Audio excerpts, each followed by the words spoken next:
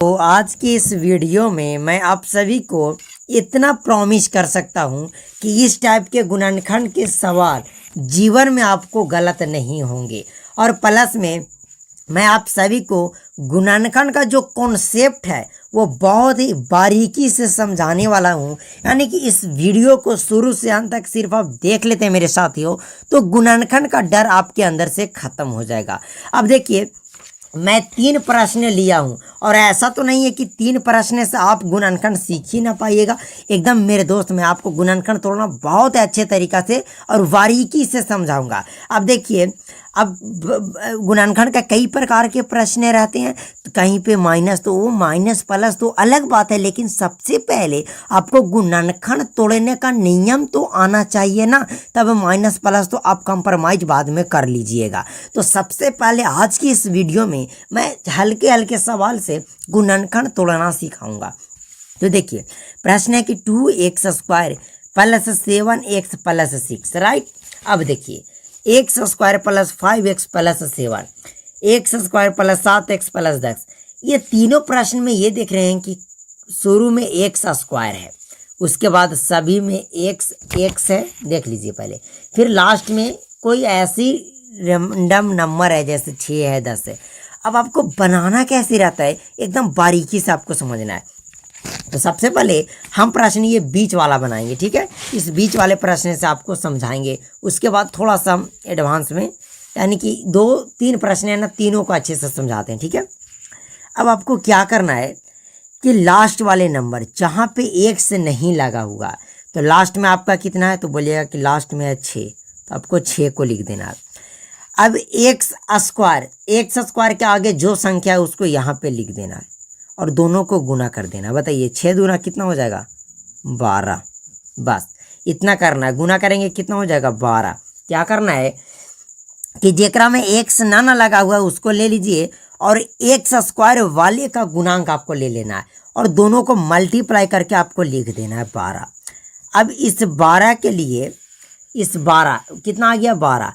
अब 12 को 2 ऐसे पार्ट में तोड़ना है, 12 को 2 ऐसे संख्या में तोड़ना है कि गुना करने पर 12 ही रहे। जोड़ने या घटाने, जोड़िए या घटाए मैटर नहीं करता है, ये बीच वाला प्लस 7 आना चाहिए।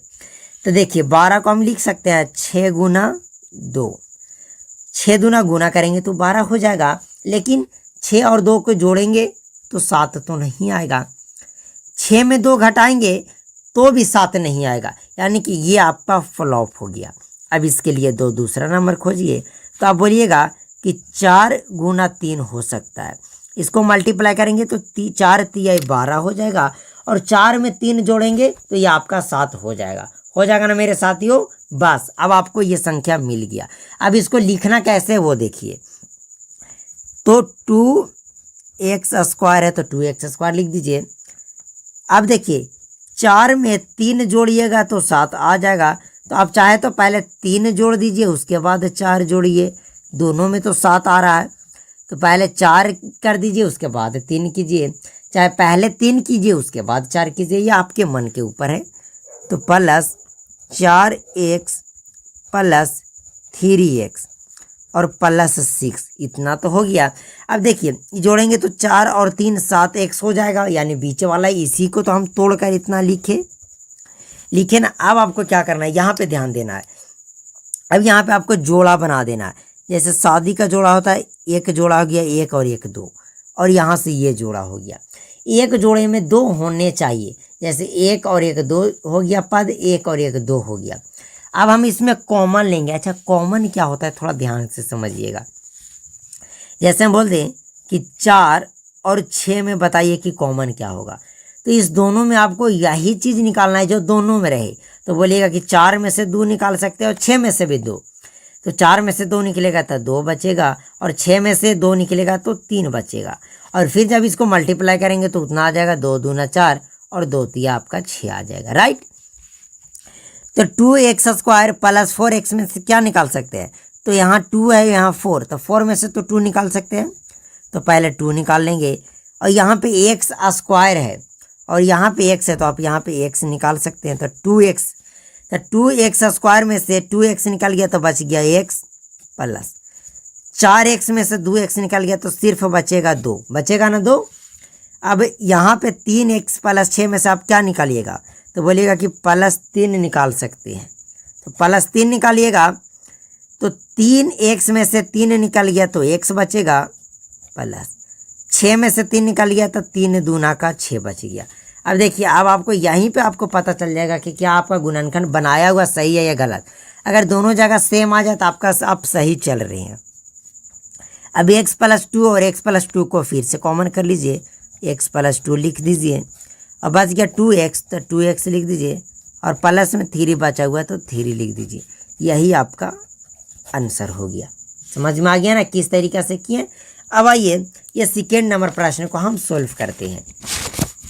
तो सेकेंड नंबर प्रश्न में उतना लोचा नहीं है, क्यों नहीं है कि यहाँ पे x² के आगे कुछ नहीं है, तो यहाँ सिर्फ और सिर्फ 4 है।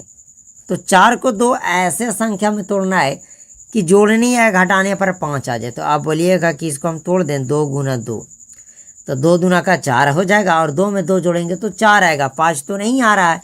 तो अब चलिए आप क्या करें, तो 4 × 1 कर सकते हैं। 4 को जब 1 से गुना करेंगे तो 4 आ जाएगा, 4 में 1 जोड़ेंगे तो 5 आ जाएगा। तो अब चाहे तो 4 में 1 जोड़ लीजिए, चाहे तो 1 में 4 जोड़ लीजिए, आपका मान दोनों का मान 5 होगा। ठीक है, तो फिर से उसी तरीक़े से करेंगे, x² प्लस 5x को क्या लिख सकते हैं, तो 4x प्लस 1x प्लस 4 बराबर 5x हो जाएगा।